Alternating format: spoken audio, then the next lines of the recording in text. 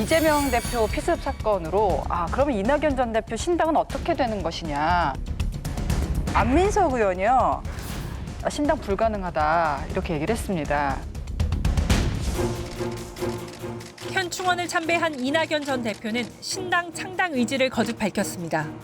날짜를 제가 확답드리기는 어렵습니다. 가급적이면 늦추지 않는 것이 도리라고 생각하고요. 하지만 이재명 대표의 피습 사태로 일정 조정이 불가피해졌습니다. 이 전 대표는 이 대표 피습 소식이 알려진 뒤 SNS에 폭력은 절대로 용납될 수 없다며 빠른 회복을 기원한다는 글을 올렸습니다. 이르면 4일 국회에서 예정됐던 탈당 기자회견을 연기했고 방송 인터뷰도 취소했습니다. 친명계에선 이 대표 피습이 변곡점이 될 것이라며 신당 창당이 어려워질 거란 주장도 내놨습니다. 어떻게 계속 이 병석에 있는 수술하고 있는 이 이재명 대표를 공격할 수 있겠어요? 이제 오늘로서 이낙연 신당의 바람은 이미 잦아들 수밖에 없고 멈출 수밖에 없다고 보거든요. 신당은 불가능해졌다. 그래서 빨리 좀 판단을 하셔서 이 신당을 이제 접는 그런 명분으로 그런 계기로 삼아야 된다.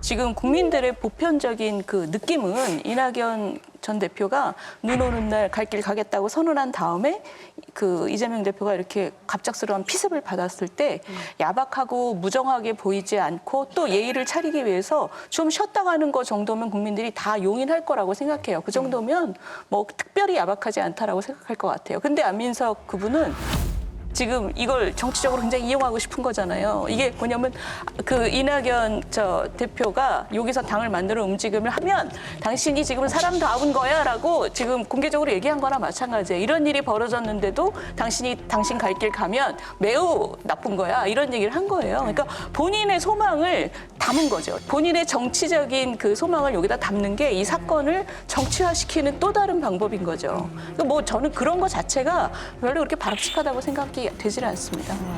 저는 좀 언어에 민감하거든요. 변곡점이라는 표현을 쓰더라고요. 그럼 리학교 쓰시니까. 그러니까 야, 이 사람들은 이 사건을 거기서 변곡점을 보는구나. 그래서 참 대단하다. 참. 그러니까 경로를 유일한 바꾼다는 관심사가 그거라는 거예요. 그런 거죠. 나의 변곡점이다라는 이유를. 거. 그러니까 쉽게 말하면 유일한 관심사고 이게 굉장히 호기로 보고 있는 거예요. 그런 거죠. 지금. 호기로 보는 거죠. 그러니까 강선호 그 민주당 대변인도 기자들이 전화했을 때 아무도 대표는 괜찮으신지 물어보는 사람이 없어가지고 씁쓸했다라고 얘기를 하거든요. 어느 누구도 이재명 대표 괜찮으시냐는 질문을 한 언론인이 없었어요. 저는 굉장히 좀 씁쓸했습니다. 뭔가 좀 다른 시각에서 봐서 다른 보도를 하려는 그런 느낌을 많이 받았어요. 민주당 그 정치인들도 다 그렇거든요. 아니, 그 대표 안위가 아니라 변곡점이 될까? 이걸 변곡점으로 만들겠다 이 생각만 좀 하는 거잖아요. 그러니까 좀 어떻게 자기 당 대표의 안위를 갖다가 바뀌는 나 같은 반대자보다도 안 하는 것 같아요. 그건 안민석 의원의 혼자 생각이고요. 혼자 생각하면 좋은데 이걸 꼭 방송에 나와서 얘기하더라고요. 근데 안민석 의원 얘기는 대체로 틀립니다. 맞는 게 좀 드물어요. 이게 지금 수도권 안다선이라고 굉장히 본인 PR을 많이 하는데 안민석 의원은 안다선이라고 이렇게 자랑하기 전에 좀 본인의 발언을 한번 쭉 복귀해 보실 필요가 있어요. 대충 틀려요. 근데 이것도 저는 대충 틀린다고 봅니다. 근데 솔직히 아픈 사람한테 신당 얘기하기 좀 그렇지 않아요? 아니 그러니까 지금 복귀를 해보면 1월 초에 뭔가 지금 벌어져야 되는데 이게 갑자기 지금 1월 2일 날 벌어졌기 때문에 야, 신당 할래라고 선언을 하기는 조금 어려워진 건 있어요. 근데 이미 유턴이 불가능한 도로에 들어섰습니다. 근데 그게 직진 도로긴 하지만 건널목이 가끔 있을 수 있잖아요. 그러니까 잠시 정지 신호가 지금 갑자기 들어온 거예요. 그러면 서야죠. 서 있는 거예요. 잠시 서 있는 건데 그 신호가 영원히 가는 건 아니잖아요. 그렇습니다. 그리고 이 길은요, 유턴이 불가능한 길이에요. 그리고 좌회전, 우회전도 없는 직진 도로예요. 그게 일반 통행. 그렇죠. 지금 그 눈 내리는 날 작년 말에 있었던 그때 사실은 굿바이는 한 겁니다.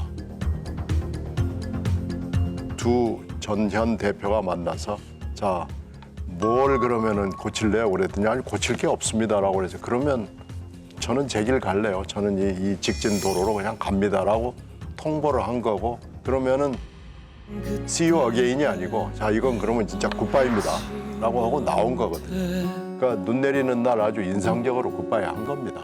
그러니까 작년 12월 28일 날 그 한방눈 내리는 날 이미 결별 선거 완벽했습니다. 그래서 이낙연 대표 입장에서는 1월 1일 첫 신년을 행주산성 해돋이 그 지지자가 엄청나게 왔습니다.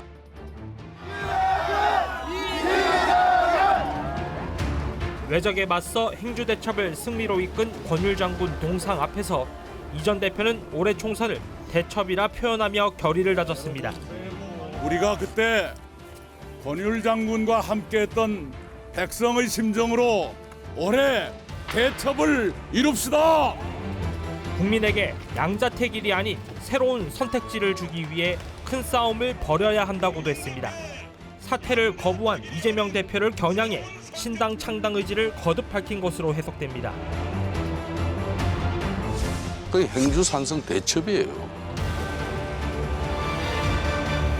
이낙연 신당에 대해서 어떻게 보세요? 그럼 이번 사건? 그건 상수입니다. 이낙연 신당하고 상수다, 이제. 지금 그다음에 절대로 이재명 대표가 받을 수가 없는 게 생각해 보세요. 이재명 대표가 대선에 지고 나와서 국위 개항을까지 가가지고 남의 지역구 물려봐가지고 의원이 된 거나. 그다음에 또 당대표가 된 거나 이런 상황에서도 물러나지 않는 거나 이 모든 것들은 뭐냐면 이재명 대표한테 딱 하나만 있는 겁니다. 생존이거든요. 맞아요. 딱 생존하고 이게 그분의 유일한 정책 프로젝트인 겁니다. 그렇기 때문에 이건 내놓을 수가 없는 겁니다. 예, 절대로. 그렇습니다. 그래서 저는 오늘 이 자리에서도 저희들 정치권에서 제일 큰 관심은 앞으로 빅텐트를 치느냐 안 치느냐.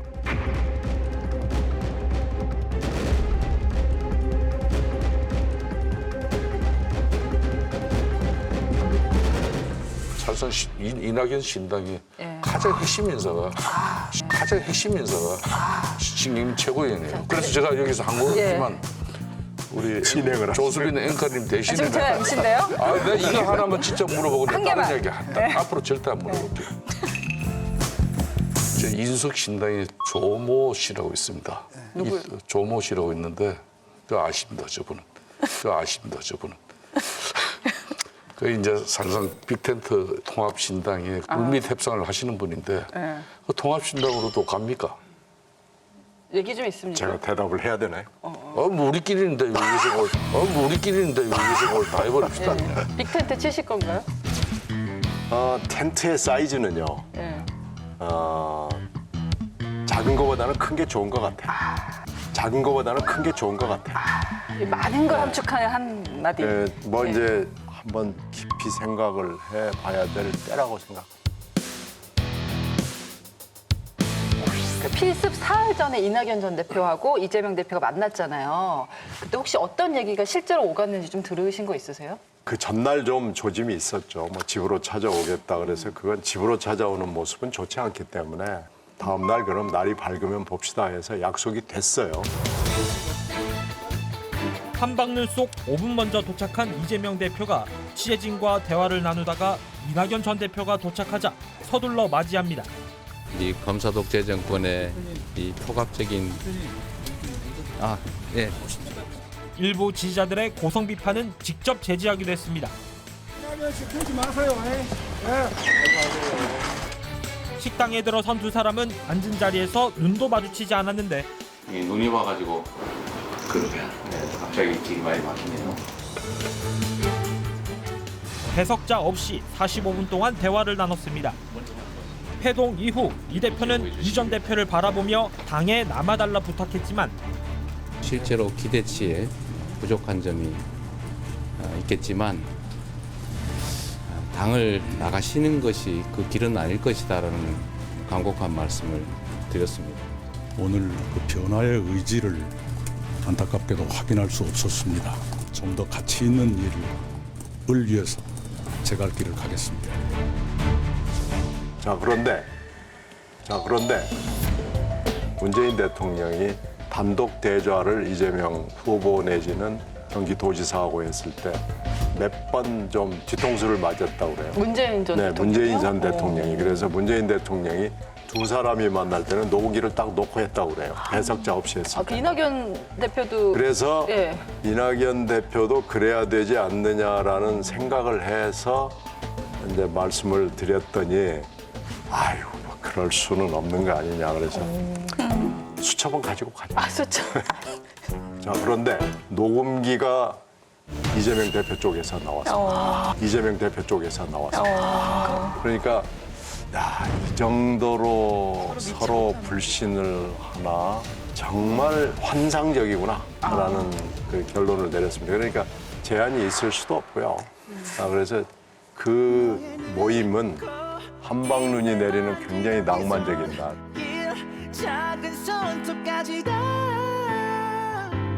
매우 비생산적이고 저열하게 진행이 됐다고 저는 봅니다.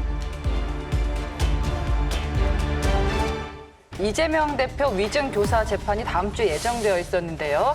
대장동 재판을 포함해서 연기가 됐습니다. 총선 전에 1심 선고가 나오리라고 예상이 됐었는데 이제 어려워졌죠. 그 사실은 근데 그 위증교사죄도 총선 전에 나오느냐 후에 나오느냐 선거법도 전이냐 후냐 이건 근데 말이 많았거든요. 근데 확실한 건 총선 전에 나오긴 좀 힘들어졌다라는 그런 변화가 하나가 있는 거고 이재명 대표 체제가 막 흔들흔들했잖아요. 그때 결정적인 역할을 한 게 그 재판 결과거든요. 거기서 그냥 대장동 사건의 성격을 법원에서 규정을 해버렸어요. 딱 그게 굉장히 이제 그 이재명 대표의 위상을 흔드는데 큰 역할을 했고 그다음에 또 누가 김인석 재판이 있거든요. 거기서도 이제 유죄 판결이 나오게 되면은 이 퍼즐이 맞춰 들어가는 거거든요. 그러니까 이재명 퍼즐이 이렇게 있는데 뭔지 몰라. 그런데 이후 퍼즐들이 맞추면서 윤곽이 나와버리는 거예요. 네. 제일 중요한 게 1월 19일 날 선거법 위반 혐의 같은 경우는 무려 17자 공판이에요. 이제 그게 마지막이에요.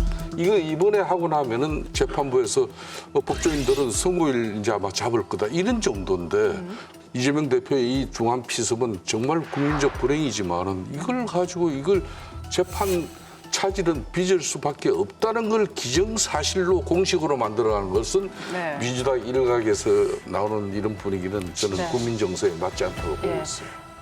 근데 그 위증교사가 어쨌든 제일 먼저 나올 수 있는 것이었는데 그게 왜 관심의 대상이 됐냐면 그게 유죄 판결이 나면 1심이라도 총선의 얼굴로 당대표 자리를 유지하기가 쉽지 않을 거다. 다음 그 대선 후보가 되기도 어렵고 그러면 근데 본인 입장에서도 그냥 공천해놓고 물러나는 게 더 유리할 수도 있고 특히 지금은 양자 대결로 붙인 걸 보면 골든 크로스가 나타난 조사도 있어요.